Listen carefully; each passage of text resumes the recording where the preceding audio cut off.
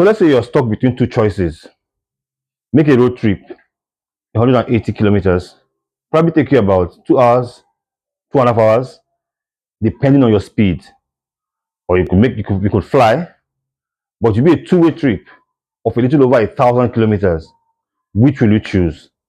Members of Togo's national team chose to do the road trip, 180 kilometers, rather than fly from Point Noir, where they camped for the AFCON in 2010, rather than fly from Point Noir to Luanda, and then from Luanda to Cabinda.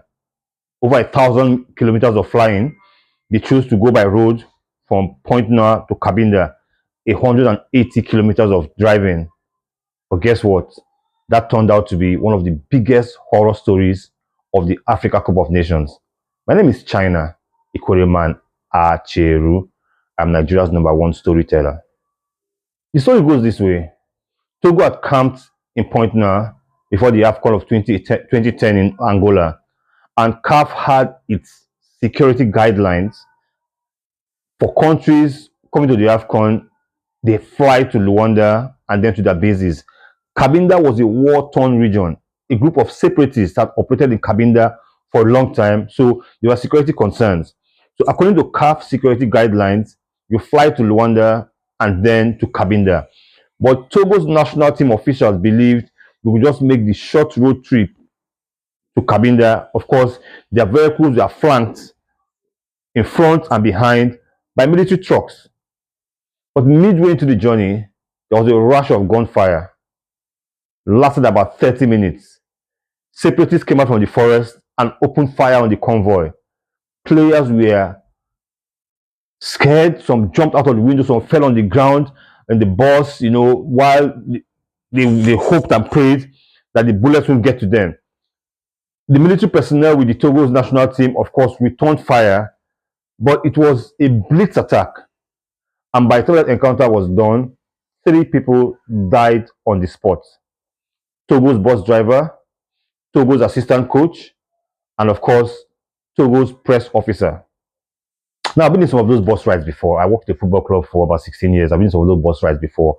Players are always in high spirits. Sometimes they're singing, they're exchanging pleasantries, they're on their phones, they're on social media, they're sending messages to their loved ones. So I can just imagine what the situation was in the Togolese bus.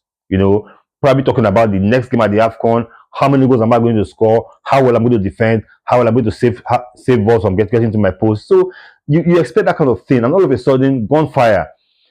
You don't want to be in that kind of situation. But eventually, like I said, 3 people lost their lives. The team assistant coach, the team driver, and the team's press officer, all great men. And the players thought, we can still play this AFCON for the sake of our dead colleagues. Let's play. Let's go back. Let's shake it off. Let us play at the Africa Cup of Nations. Seyi Adebayo, the captain of the team, he said after that encounter, that was the most terrifying moment of my life. We all thought we were going to die, but we didn't. 3 lost their lives. 2 players got severely injured.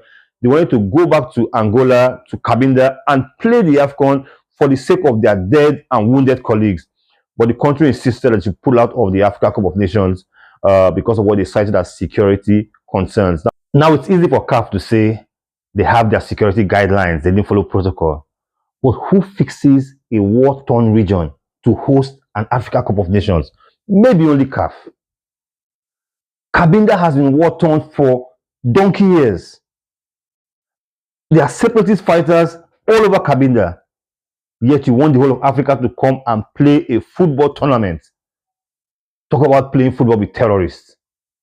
So CAF could say they had guidelines, but we could all say, who fixes a football tournament in a war-torn region?